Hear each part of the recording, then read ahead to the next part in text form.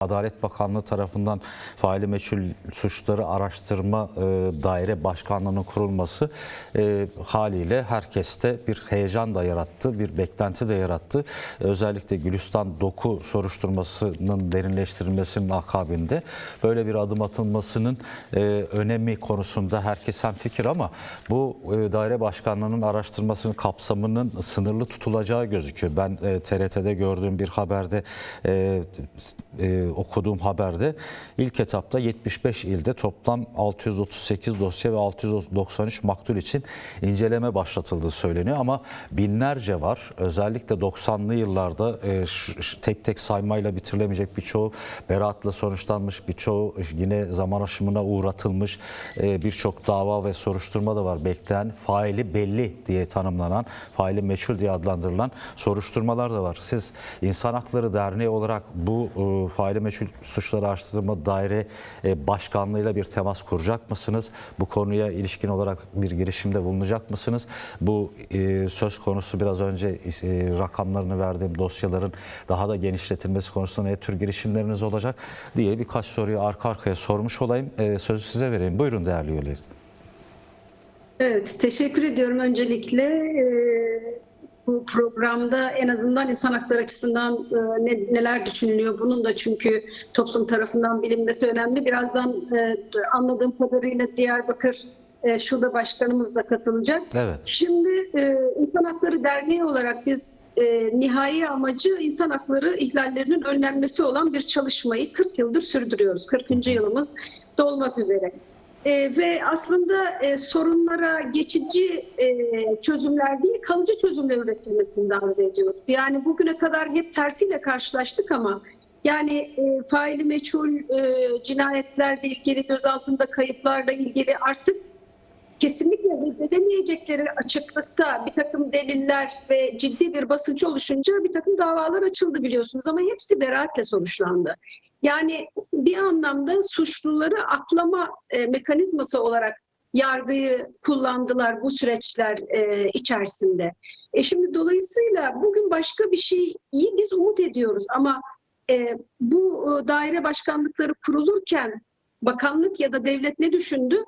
Bu konuda yeterince açıklık yok. Çünkü sadece işte sürüncemede kalan işlerin hızlandırılması, bir takım işte 7 tane daire kurulmuş. Bu 7 tane daire içerisinde sadece faili meçhul suçlar da yok. Kamu düzeni diyor, mesela terör daire başkanlığı var, aynı zamanda uluslararası suçlar ve iadelere ilişkin daire başkanlığı var. Aslında bütün bunları beraber değerlendirdiğimizde bir yandan Türkiye'de çözülmesi gereken önemli sorunların başlıklarını içerdiğini görüyoruz.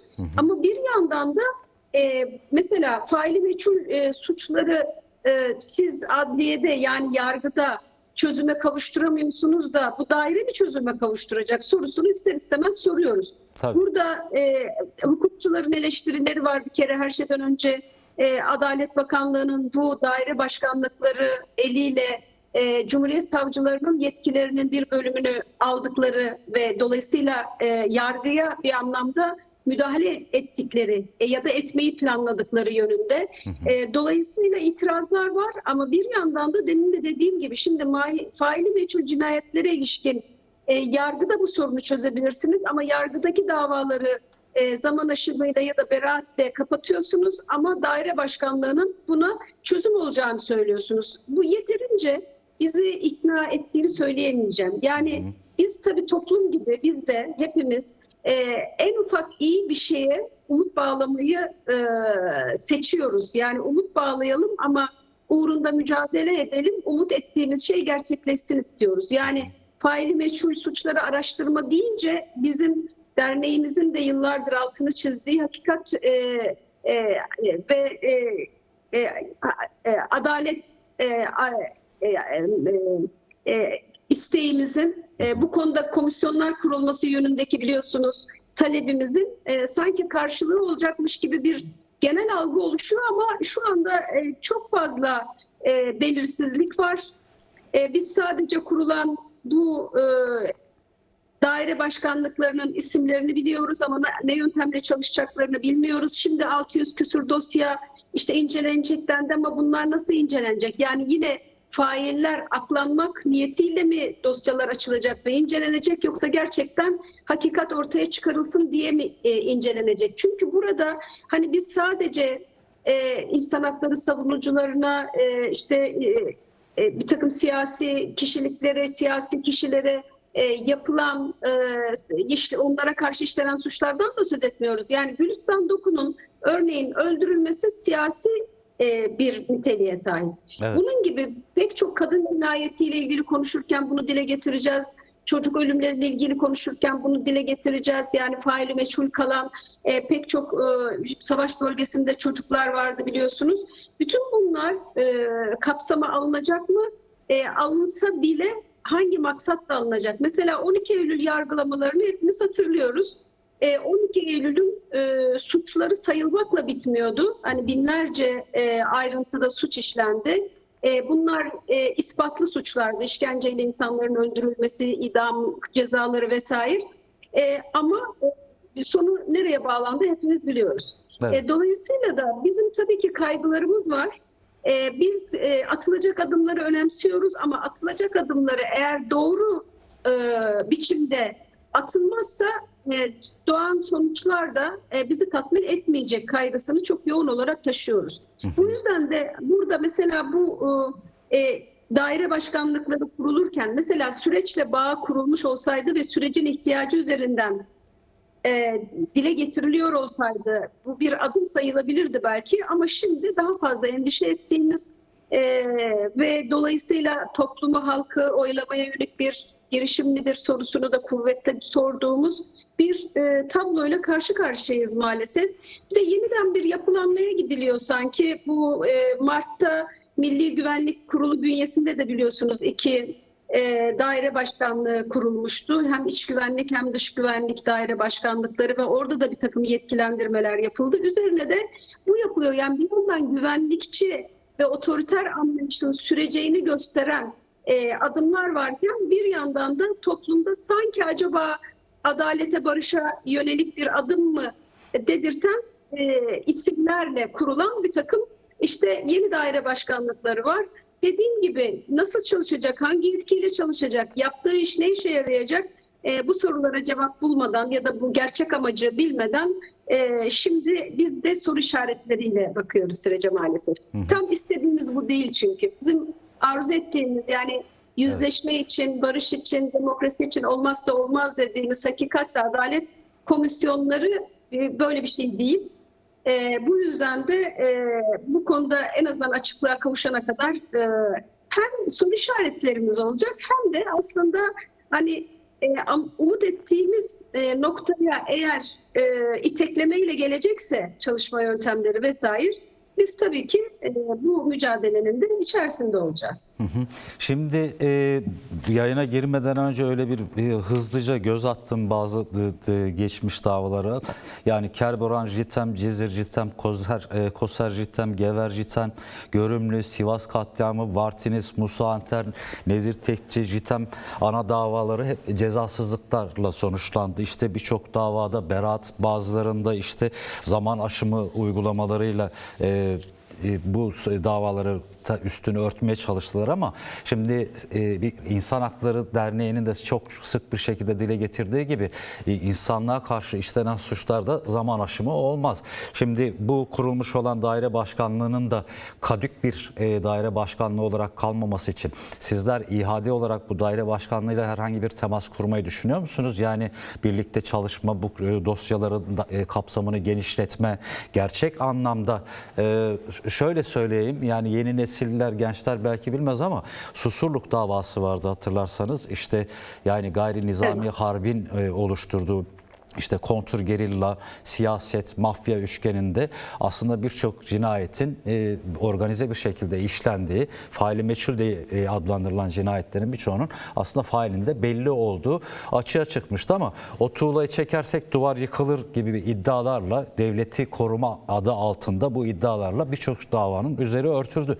Şimdi toplumu manipüle etme amacıyla kurulmuş bir daire başkanlığı da olsa toplum olarak, sivil toplum örgütleri olarak biz de emek örgütleri olarak, kadın örgütleri olarak, insan hakları örgütleri olarak herkesin yek vücut bir şekilde bu talebi güçlendirip gerçek anlamda bir soruşturmanın açılması, faili meçhullerin ortaya çıkarılması, tabiri caizse bir helalleşmenin yaşanması ve bu şekilde de devam etmekte olan veyahut da devam etme sıkıntısı çeken diyelim demokratik barış ve demokratik toplum sürecine de katkısı olmaz mı? Bu bağlamıyla değerlendirme ve yorumunuzu da duymak isteriz değerli üyeleri. Evet, şimdi her şeyden önce hani şunu siz hatırlattığınız için zaman aşımı meselesini özellikle. Şimdi faili meçhul suçlarda adalet amacıyla eğer bir çalışma yürütülecekse örneğin ilk yapılması gereken şeylerden bir tanesi Türk Ceza Kanunu'nda insanlığa karşı suç başlığı altındaki maddeyi yeniden düzenlemek mesela. Çünkü bu faili meçhul suçları hani araştırma daire başkanlığı en fazla ne yapabilir diye düşünüyorum. Mesela Cemil Kırbayır dosyasını, olayını araştıran bir insan hakları bakanlığın insan hakları Meclis İnsan Hakları Komisyonu'na bağlı bir alt komisyon kurulmuştu, hatırlarsınız. Evet. Şimdi olayı tüm açıklığıyla ortaya koydu. Suçluları buldu. Cemil Kırbayır'ın 31 yıldır inkar edilen hani işkenceyle öldürüldüğü ve bedeninin kaybedildiğine dair iddiaları doğruladı. Bununla ilgili savcılığa suç duyurusunda bulundu ama savcılık zaman aşımı nedeniyle dosyayı kapattı. Evet. Şimdi dolayısıyla bu daire başkanlıkları da çalışırken şimdi yasanın yerine geçemeyeceğine göre mesela bir faili meçhul dosyasıyla ilgili araştırdı diyelim ki bir şey ortaya çıkardı ama bu yine yasadaki zaman aşımı kuralına takılacak ve dolayısıyla bunda adalet sağlanamayacak. Şimdi ben o yüzden de eğer gerçekten bir adalet sağlamak amacıyla hareket ediliyorsa bugünden tezi yok. Bu yasa maddesinin yeniden düzenlenmesi yapılmak zorunda. Hem zaman aşımına tabi tutulamayacak suçların tek tek belirtilmesi bakımından bu önemli. Hem de bu insanlığa karşı suç maddesini Türk Ceza Kanunu'nda hukukçular da değerlendirirken şunu net olarak görmek mümkün. Bugün Türkiye'de bu kadar insanlığa karşı suç işlenmişken ve işleniyorken bu kapsamda yargılanan bir dava oldu benim bildiğim. Onun dışında yargılamayı zorlaştıran bir düzenleme çünkü. Yargılamayı neredeyse imkansızlaştıran bir düzenleme var. O yüzden de ben burada ilk adımın aslında özellikle faili meçhul cinayetler ve faili meçhul suçlar bağlamında yasadaki o maddenin yeniden düzenlenmesi. Yani uluslararası hukuktaki insanlığa karşı suçlar tanımına uygun olarak mesela gözaltında kayıplar o madde başlığı altında sayılmadığı için evet, gözaltında kayıplarla ilgili soruşturmalar halen hani kasten cinayet işlemişlerin tabi olduğu işte zaman aşımı nedeniyle düşürülmeye devam ediliyor. Bu yüzden de şimdi bu daire başkanlığıyla İnsan Hakları Derneği nasıl bir ilişki kuracak? Bu tabii ki tartışılacak oldukça yeni bir konu.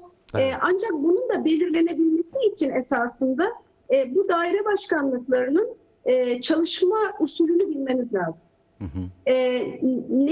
Hangi yetkiyle çalışacaklar ve bu yetkilerinin adalet sağlama noktasında bir noktaya vardırma ihtimalleri nedir? Mesela bunları bilmemiz lazım. Bunları bilirsek eğer ya da bunları açıklıkla ortaya koyduklarında tabii ki biz bir takım dosyalar konusunda en azından elimizdeki belgelerin sunulması ya da benzerleri konusunda bir takım girişimlerimiz olabilir. Ama İnsan Hakları Derneği hani işbirliği yapmak deyince biraz uzak duruyoruz. Çünkü devletin herhangi bir kurumuyla işbirliği değil ama hani ilişkiyi sürdürmek konusunda bir yöntem izliyoruz. İşbirliği dediğimizde çünkü ortaklaşıyorsunuz ve ortak hareketler oluşuyor. O yüzden de bu noktada tabii ki biz işbirliği değilse de mutlaka işe yarar bir daire başkanlığı, işe yarar bir çalışma olduğunu görürsek bu yönde adımlarımız olacaktır. Yani araştırılan dosyalarla ilgili bir takım işte belgeler, bilgiler varsa belki bunların sunulması olabilir. Ama her halükarda şunu söyleyeyim, mutlaka yakından takip edeceğiz. Ve dolayısıyla bu daire başkanlığının çalışmasındaki yanlışlıklar, doğrular, işte yol alırkenki bir takım belki öneriler, bütün bunlarla ilişkili faaliyetlerimizin olacağına bugünden evet demek mümkün. Ama dediğim gibi yani eğer paravan bir şey yapıyorlarsa, yani sırf toplumu yanıltmak için biz eğer dernek olarak değerlendirip böyle bir sonuca varırsak da orada da ilişkiyi yeniden tabii ki düşünürüz.